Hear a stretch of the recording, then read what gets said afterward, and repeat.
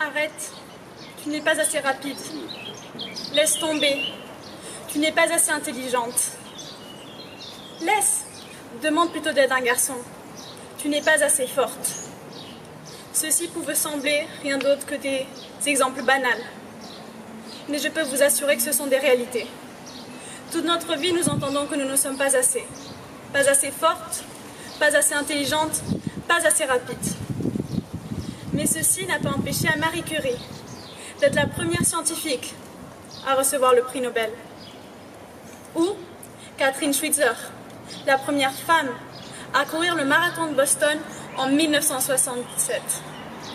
Elles ont défié tous ces stéréotypes et prouvé à la société que la femme est l'égale de l'homme, aujourd'hui. Mais telle qu'elle était hier, il y a 100 ans, et le sera demain. Lydia Baker, féministe du 19e siècle, affirme par sa position scientifique spécialisée en biologie qu'il n'y a pas de différence dans le biologique entre femmes et hommes. Donc, oui, nos corps sont différents, mais nos cerveaux non. Je ne suis pas ici pour vous faire un cours d'SVT, mais en dehors du programme hormonal, il n'y a aucune différence. 90% de notre cerveau se construit dans les premières années de vie, et exclusivement dans la manière dont on va nous éduquer. Donc si toute notre vie on nous dit, et répète, que parce que nous sommes les femmes, nous n'avons pas les compétences de faire des études supérieures scientifiques, alors nous n'allons pas y arriver. Mais pas parce que nous ne sommes pas assez compétentes, mais parce que inconsciemment nous allons essayer de justifier ces stéréotypes et échouer. Comme le dit NF dans sa chanson de Search, quand tu te lèves tous les jours et penses que tu ne seras jamais génial, tu ne seras jamais génial. Mais pas parce que tu ne l'es pas, mais parce que la haine trouvera toujours un moyen de te couper et tuer ta foi. Donc s'il vous plaît, arrêtons de dire à ces jeunes filles qu'elles ne sont pas géniales et vivons dans un monde où elles se rappellent qu'elles peuvent accomplir les mêmes choses que les hommes, qu'elles arrêtent de se limiter à ce que la société les juge capables et prouvent que la femme est l'égale de l'homme. Que moi et vous toutes pouvons accomplir plus et rêver plus haut.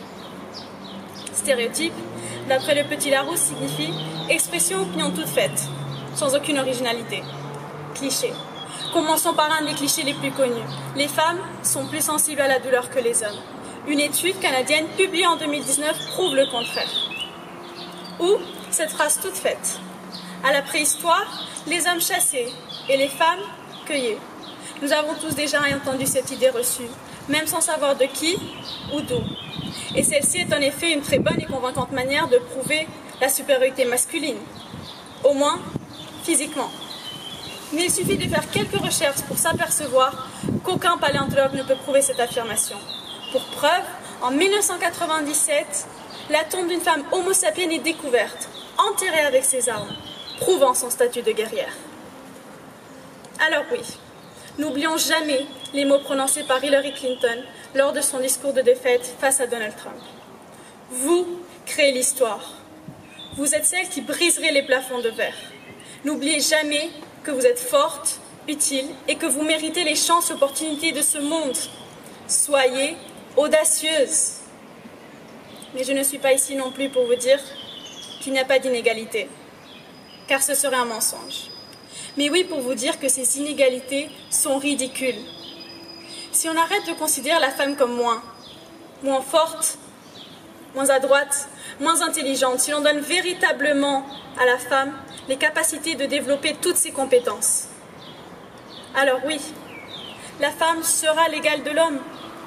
Saviez-vous que plusieurs études montrent que 84% des filles ont leur baccalauréat, comparé à 74 des garçons?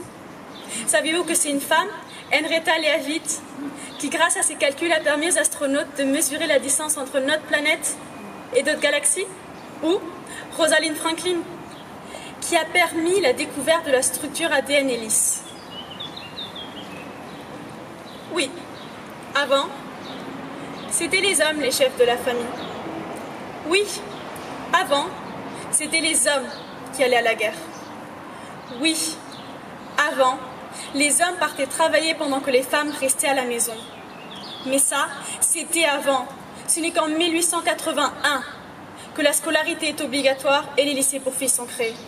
En 1944, que le droit de vote est finalement accordé aux femmes.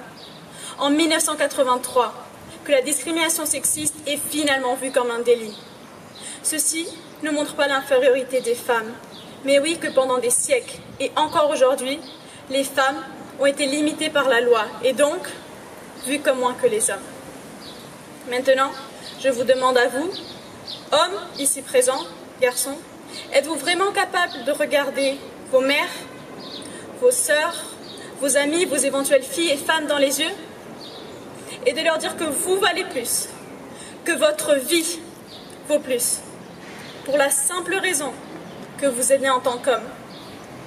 Arrêtons de prospérer ces stéréotypes et faisons honneur à toutes ces femmes qui se sont battues pour faire de ce monde un monde meilleur.